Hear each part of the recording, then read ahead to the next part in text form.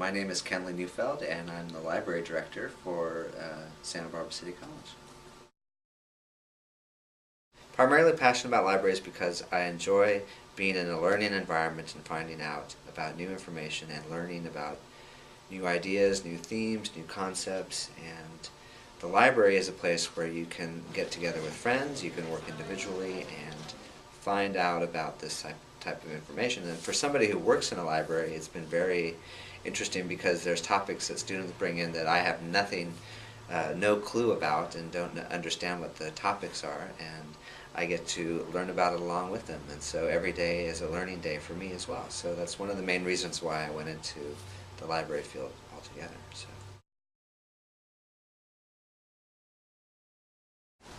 One of the things that I think I see our library as, and my idea of a library, is a place where people can come together, work together, and explore ideas, and learn about the world around them, whether it's, nature, politics, society, whatever it is.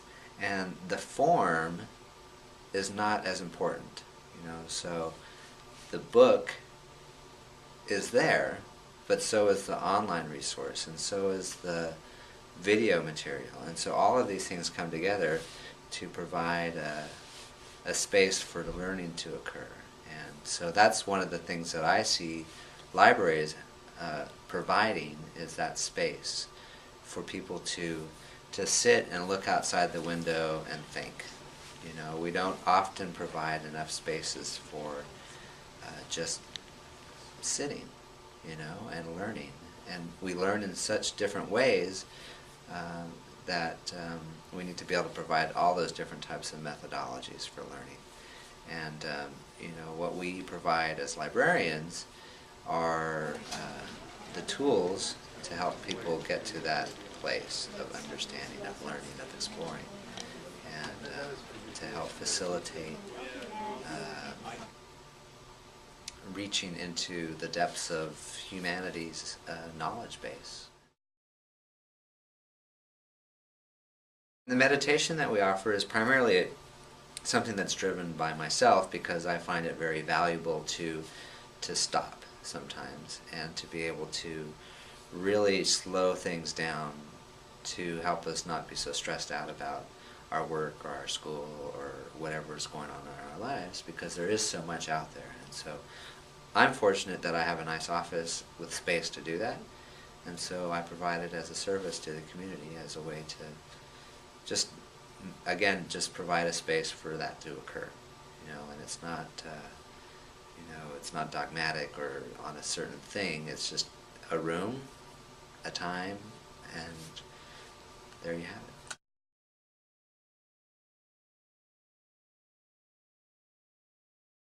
Back in the 80s and 90s, most libraries shifted their library card catalogs to the online environment, and so we were pretty early adopters in that sense of the use of technology in our space. And so as the internet has kind of taken hold since around 94, 93 is sort of when it kind of took off and became more mainstream. The libraries have definitely taken and embraced that concept, because it's about information access and information gathering.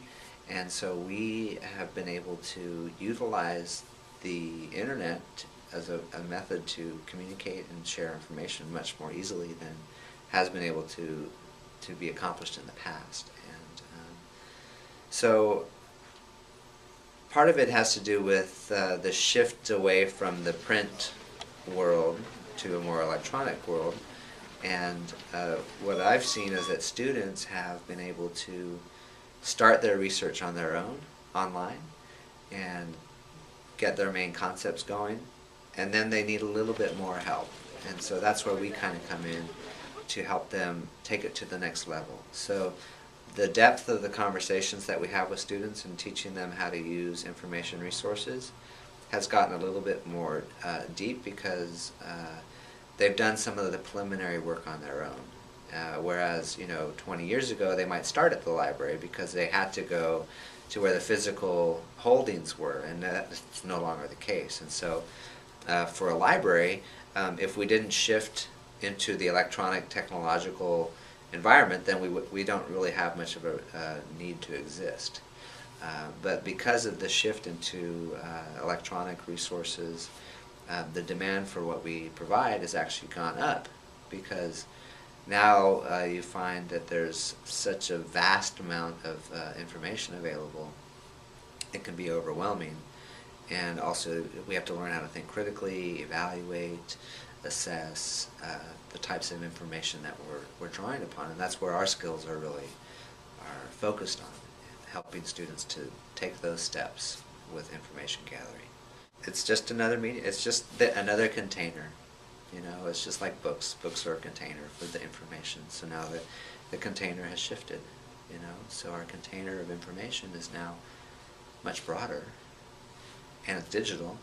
And so our role is, has been, organizing and maintaining and supporting the use of information. And so now that information has just shifted into the digital world, and so that's where we go to. So I teach outside the library department. I teach a class on social media and social networking. And I teach that because I have a really strong interest in how information creation has shifted from traditional media companies, like Time Warner or the big New York Times, those sorts of things, to a more user-generated environment. And so what you have is a world in which everyone is a publisher and everyone is a producer. And so how do we navigate this to make it a useful and an effective tool? And so the class is there to support people who want to become the creator and the producer rather than the consumer. And so the library is more on the consumer side. How do we consume information and how do we evaluate it and how do we assess it? The social media and social networking class is more about how do we create that information, create that world, so that it is valuable to the consumer, and so that we can use those tools. And that's part of the reason why I use the blog on the library website, is because the library too can be a producer of information. And so the idea is to explore some of those tools and to learn about them and to communicate more directly with the people that we're supporting. And those tools, blogging and Twitter and Facebook and those types of tools support our communication ability with the students and the faculty and the staff who also might use those tools. So we implemented instant message support for the library about it's probably been 4 or 5 years, and we were probably one of the more earlier adopters of that type of a service in comparison to other libraries around. And we've just seen the use of that really go up, because people, it's funny because a lot of times as people write in the library, they don't want to get up, or they don't want to lose their spot, or they don't want to leave their computer alone, so they'll just use the web page to interact with us librarians through our chat service. And so it's sort of that idea of an on-demand kind of support. When you need it, we're there. And so what we try and do is facilitate that. And the text messaging, though it hasn't taken off at the same level as the chat service, it's just a recognition that students already do text messaging, they carry phones, and so here's one other mechanism for you to get in touch with us. And so usually it's things like, what are your hours, or how do I renew a book, and that type of thing, so simple types of needs being answered through text messaging rather than the more in-depth kind of research types of needs, although those do peek in every now and then. So we're clearly trying to adapt to the way the students learn and the types of tools that they like to use. And so we're not always choosing the right ones. Sometimes it's difficult to identify, but yes, we want to try and meet the student where they are, as opposed to dragging the student to where we are. I think that libraries historically have been very good at building up barriers, and my goal for our library is to break down all the barriers to make it available. And if I'm successful at my job, which I doubt I'll ever be fully successful, but if I'm ever fully successful at my job, then we don't need to be here. You know, then the students have the ability to gather and use and assess and critically think about information needs and information gathering. We'll probably never get to that point where we're not needed, but I want to make it as easy for the student as we move along that spectrum, as we get to that place. And so if having chat service or text messaging service or longer hours or more resources available electronically versus print, then all of those things serve the student in their pursuit of getting an education.